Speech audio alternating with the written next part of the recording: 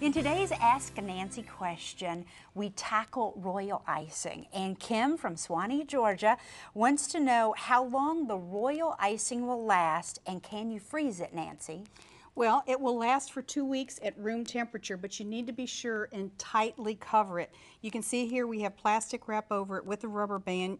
Again, leaving it at room temperature. If you wanted to, you could put like a part of a moist towel on top of it, cloth.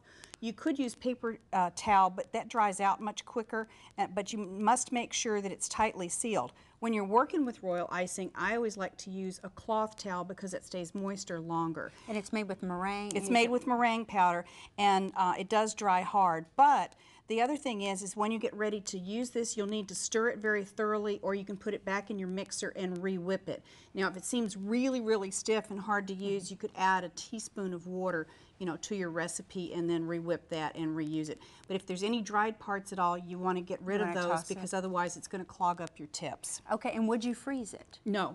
You would not freeze it? No. Do not freeze it. Just keep it at room temperature. And don't store it with grease or any kind of, like a grease-free container. Okay, our second question is Susan from Houston, Nancy's hometown. Yes. Yeehaw.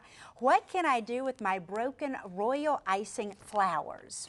Well, it depends on how broken that they are. Now, royal icing flowers dry hard, so that you can make them ahead of time, and that's what's really nice about them, but sometimes they do chip. So if you have little pieces like this, we've just put some icing down there, you can tuck them up underneath and use them.